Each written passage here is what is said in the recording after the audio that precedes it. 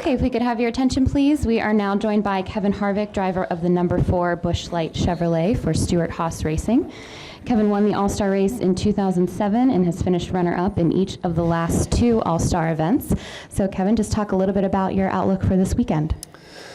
Well, I think obviously we're obviously excited to be in the All-Star race, and I think when you look at this particular weekend, there's obviously a lot on the line, but there really isn't. You know, it's really just a race to go out and try to perform well and try to win a race. So it's a lot of fun to see the changes in the format and the way that things have evolved and changed, and to see the new format is something I think we're all excited to see how it pans out. So looking forward to hopefully being on the racetrack at some point, but you know, just excited about the weekend. Okay, we will now open it up for questions for Kevin. Please raise your hand. We'll get a microphone to you. We'll start down here with Jeff. Jeff Clark from USA Today. Kevin, how much have you looked at the strategy for the race? And I mean, I'm sure it depends a lot on the tires and how much they're going to wear, but how do you see that final segment unfolding? Like, Kenseth was saying that he thinks it's going to be a race for 12th, so everybody can have a preferred track position, but do you see it like that? Yeah, well, I think a lot of that depends on what happens in practice. Obviously, I think it's going to be, you know, a fairly cool temperature race, so that really isn't the thing that you want to see the most when there's strategy going to be played out, and you want to see fall off, and you want to see 2 tires work.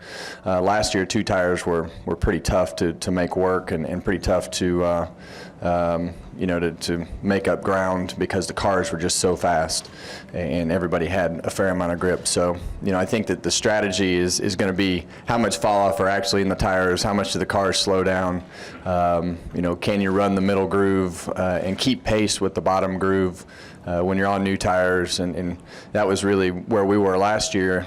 You know, we could run the middle groove, but as soon as Denny moved up, you know, the front of the car went away, and we weren't able to make up ground anymore. So it's definitely, practice is important to see where all the fall off and things are going to be to analyze that 100%. I just can't it's hard for me to wrap my arms around the fact that I'm going to race for 12th. I think, you know, I think for me, I think I'd rather be, you know, I think if you have a 9, 10, or 11, I'd rather be first and try to be on the outside of, or you know, that first row of cars on new tires. So I don't know, you know, it's just against the grain, and there's a lot of thought that has to go into it because there is strategy that plays into it. So I think if you're going to win the race, you're going to have to kind of guess at what the right strategy is, and you're also going to have to get lucky because you're going to have to come off pit road. You know, if that's the strategy that seems like the common strategy, then you know, the common theme is usually not just one guy that's thinking about it. So there's a lot of thought that's going into it, which kind of makes it fun. We'll take our next question from Tom and then go over to Lee. Hey Kevin, Tom Jensen, FoxSports.com. Congratulations on your news this week. How important was that to get that wrapped up early in the season, and how good does it feel to have long-term security and a long-term deal in place? I was hoping that we were going to get all this out of the way today so that we don't have to talk about it for several more years again. You know, I think as you sit back and you see all the things that happened at the beginning of the year, and I'll kind of give you guys a little more background on how all this went. You know, for me, I had an automatic, you know, 2-year extension that the team held, which everybody was understood that we were going to extend that option. But I think as you stood back and look at it, there was a lot of things that changed in the sport, within our team. We had a lot of sponsorship things that wanted to do things further than really where we were. So we sat back and said, okay, well, you know, let's mutually agree just to, you know, forget that contract and let's restructure everything. And I think anytime somebody hears the word restructure somehow within an organization or within a team, it was a mutually agreed restructure to extend the contract and make it go further so that we could extend our sponsorships and extend our relationships that we had to make them longer. You know, and I actually, you know, you hear the scuttlebutt, you know, it affects the guys in the shop a lot more than it affects me. I think it's kind of fun, to be honest with you, because I think a lot of you guys have gone through a lot of the things that we go through as drivers. When you see somebody say something that you take offense to, and seeing the internal squabbles between a lot of you guys kind of reminds me of putting us in situations. So I think there's a lot that can be learned through this particular situation. But I think as you look back and it got so out of control, I actually went to Casey Kane and I said, look, man, here's what's going on. And I told him, I said, there's not been one person that's called me from your organization. I want you to have the trust in your team. I want you to believe in your team, and I want you to keep working on the things that you're working on, but here's where it's at. Here's what I'm doing. Here's what I see. Here's how it's going to go. And, here we are up until last week. It's still running around. So, and I think for me, you look at things and you say, well, you can only say so much before you start crossing lines of putting things into legal responsibilities and treading lightly on what you can and can't say. So, you put yourself in that position, and I tried to be as upfront as I could with you guys to tell you exactly what was going on. But so it's all been great with the management at SHR. Never even worried about having to take phone calls or place phone calls or put our team in a position to go out, and my personal team in a position to go out and talk to other people. That was never the case. It was just extending an extension that needed to be put in place, because Indiana's, like I've said several times, I feel like I've got the best crew chief in the garage. Our team's, been performing well and doing the things that they need to do, and I like the challenges that face us in the future. That motivates me, to have those things in place, and so it's all been good. It's just been, some crazy rumors that just however they got started. Okay, we'll take our next question from Lee, and then come over to Kenny, and then back to Jim. Lee Spencer, Motorsport.com. 2 questions. First of all, with the extension, did some of that have to do with all the restructuring going on as far as, what NASCAR's done with the driver payment, the contracts, and, we don't see what the purses are, and the purses have been redistributed, and so I would imagine that those percentages have changed. I would tell you, yes, that's probably what originally started all the conversations, and things snowballed from there into, well, let's just make this better. Since we're going to have to work on one portion, let's just get rid of the whole thing and start over and just make it all right, so it's all right going forward, and everybody's on the same page. But that's definitely what started the conversations. Thank you. And secondly, kind of feel for the struggles you've had on pit road, because and we hear this from the fans a lot, that you're like the great hope to go against the Toyota cars, and then you're in a situation like you were at Dover last week, first pit box, no excuse in the world why you shouldn't be the first guy out on pit road, and it just really seems that it's been a struggle. Have you guys addressed that in team meetings this week, and do you think that things are going to be better going forward? Well, I think it's been addressed too much, and I think we put our guys in a bad spot, because look, these guys have won 2 championships. They've won races with Tony. They've won races with me. Some of the things that you don't see, and Jackman was out the first several weeks, and had some injuries and had to get those repaired and fixed, and so we had some curveballs that were thrown to us at the beginning of the season. Obviously they've been trying to do things differently with formations and pit guns, and the last stop of the last week was let's just go back to normal after we crashed. They had a 11.3 second pit stop, and those guys, they don't have anything to prove to anybody.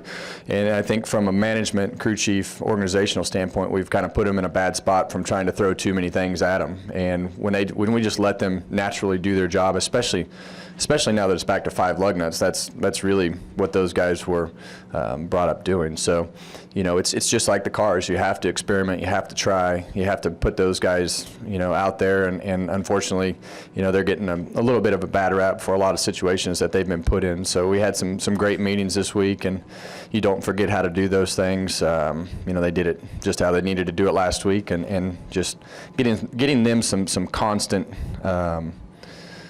consistency is that's really what we need to put them in an environment that can do that and not just keep throwing things at it and keep trying to make things better. Just take the consistency, and they've got the speed, and it shows up when you need to. So it's really, it shows up bad on paper and it looks bad on TV. But I don't think that's going to be a problem. I think we just need to get them back to their normal environment with five on, 5 off, which it hasn't been. And as long as the rules are officiated, which are still questionable, last week as to everybody putting 5 on and 5 off, I feel good about it.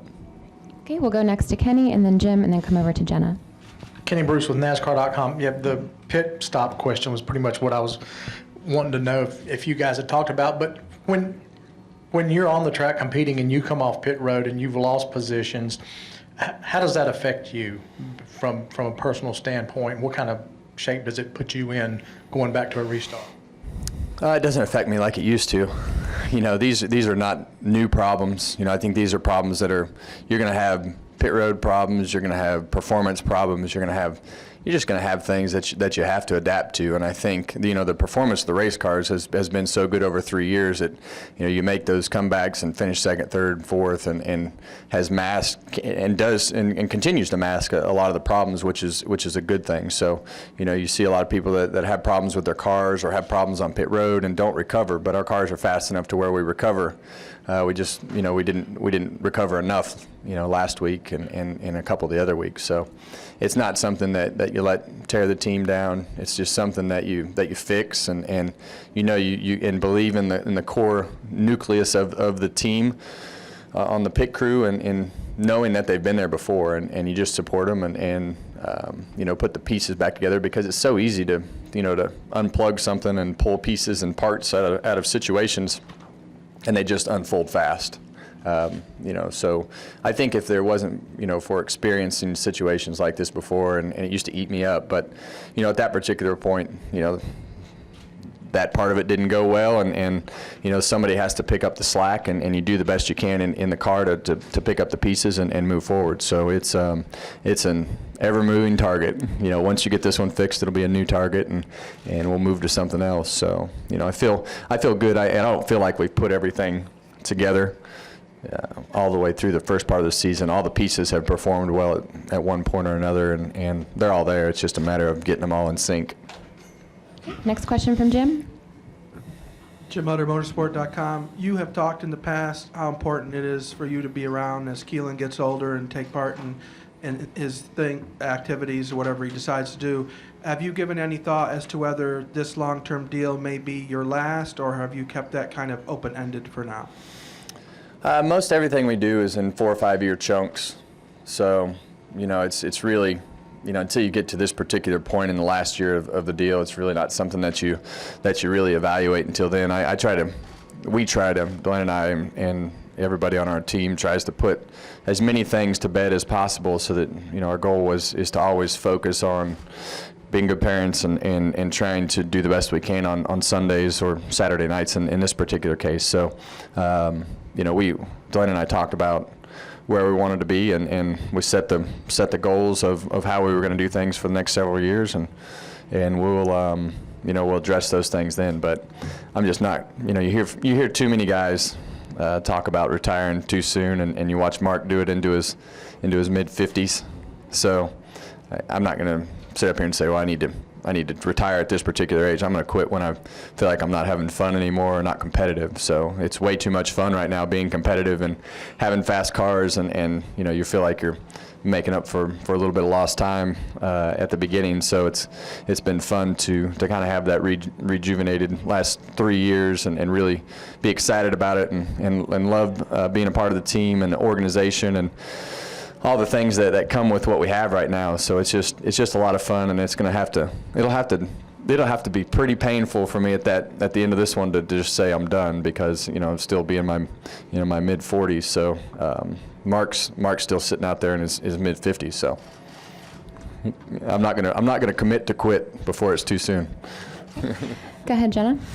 Jennifer, AP. Kevin, under this contract extension, will there be opportunities for you to race Xfinity? I don't really have any plans to race Xfinity. I don't really want to race more than a handful of them anyway. If I do, I would say 5 would probably be the number, and I'm going to want to race them at the tracks I want to race them at. But I would like to race, a handful of them, but I'm not going to do it in a situation that I don't enjoy or want to be a part of. And so, I will do a 3 to 5 if the right opportunity is there. But we've just had a lot to work on right now, so it's been on the radar, but it hasn't been 100% detailed out yet. Okay, we'll take a question over here on the left and then go to Bob, then Dustin. Yeah, Hill Overton, WIXC Radio. Kevin, right here to your left. How you doing?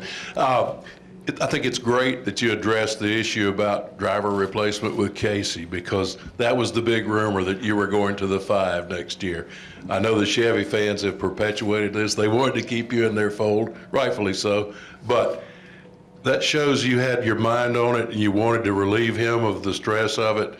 Do you in your own heart feel that this has had any distraction, played any role in your driving at all? I don't think so. Not from my part. I think it's probably distracted the shop and the guys on the team a lot more than it has me. I don't mind getting in the middle of some of these games, and we really, at this particular point, weren't even really trying to play a game. But unfortunately, it kind of turned into just a spiraling out of control rumor. But I felt like that was important. I felt like I had a good relationship with Casey. I felt like it was important for him to know where his organization stood, and the talks and situations that had been there, were never even talked about. So I thought that was important for him to know, and that was probably 2.5 months ago. That I had that conversation with him. So I felt like that was important, because I knew that there was a lot of pressure on that particular side of things to get where they have been, where they're performing better and doing the things that they're doing on the racetrack. So I just felt like that was important. Okay, go ahead. Question from Bob. Bob Pockers, ESPN. There have been a lot of kind of tweaks to the rules the last few weeks. Brake ducts, truck arms. You've got the fan rules.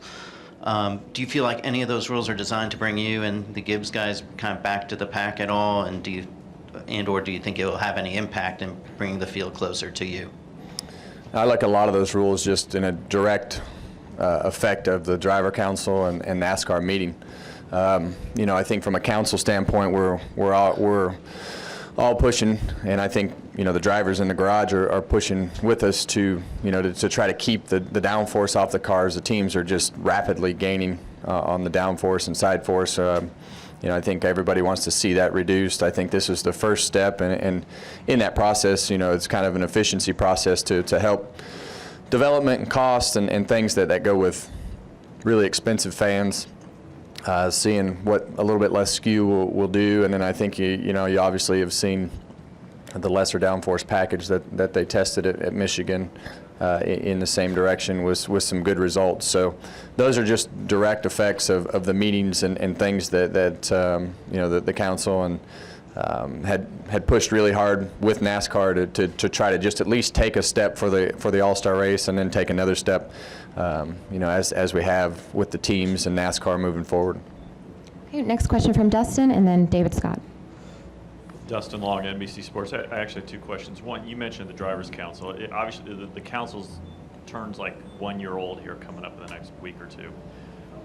Looking back at its first year, with what you've been able to do and accomplish, has it surprised you what you guys have done? Because obviously this is something brand new for the sport, just kind of the impact it's had in a year. And a second question. Well, I think as you look at the first half of the first term, I think we were all just trying to figure out what was actually happening, how it was going to be structured. And I think as you look at the second half of the first term, I think things started to happen. And this year everybody knew that we needed to start pushing harder, and as a group, some of the processes needed to be different in how we approach things with the teams and NASCAR, and I think everybody's communicated really well, with whether it's with the group texts or the meetings or whatever the case may be, that there's a lot of communication after really every race, and even during the week as to things that are going on, and constant chatter of things we need to work on as they evolve. So it's been a lot more effective than I thought it would be. It's evolved into, you know, to more committees and meetings and things that happen with NASCAR and the different groups of tracks and things like that. So it's been very effective, and I think as you see all this stuff building up, it just keeps getting better and better, and we're able to just keep chopping things off the block of you know, really little things that people may not even know about. You know, I think one great example this week is the kids autograph section that is going to be in place at the racetrack, that all the drivers know about. They know where it's at, and it's kids only. And I think from a driver's standpoint, just making those interactions and different things you know, available and known about are really steps in the right direction to make the experience better for the competitors, but make the experiences in those types of situations better for the fans. And the second question is a on-the-track question. Obviously, last week at Dover, we saw NASCAR really kind of, you know, clamp down on the restarts. It really seemed to be really stringent on that after admitting a while back that they'd missed one. With how the restart process has evolved, you've started on the front row. How has that affected the gamesmanship in what's going on and what's not going on now? I'm sure there still is some of that, but how is that game played with now seemingly NASCAR being a little more tighter on, at least in the last week or two? Yeah, as competitors, that's a pretty black and white, you know, call, and I think that, you know, they probably didn't view it as that until we were like, look, we need it just needs to be black and white. You're either good or you're bad, especially on the original start, because when I started in the sport in a rookie meeting, that was the first thing they tell you. If you're on the front row, the second place car does not beat the leader to the line, ever. Spinning tires, no matter what. And those are just, the leader has earned the right to be the leader, and we went to double file restarts, and we all feel like it's important that the leader has that advantage to be able to keep the lead of the race and let everybody else race. So the leader's in control more. You know, I think you see the leader have an advantage more on the restarts, which he's earned, whether it's on pit road or on the racetrack, to do the things that he did to earn the lead and do what he wants to do on the restart. So I think there's definitely been less gamesmanship, and I think that just those calls just being firm and sticking to them and you know, has helped everybody realize that they aren't messing around, which is good. David Scott from the Charlotte Observer. Kevin, Stuart Haas's change over to Ford, what kind of influence, if any, or impact did that have on your decision to sign the extension? I'm just happy to race to the end of the year and be competitive right now and worry about the things that we have in front of us. So we'll worry about all that stuff when we get to the end of the year. Any final questions for Kevin? All right, Kevin, thank you so much for coming in today. Good luck this weekend.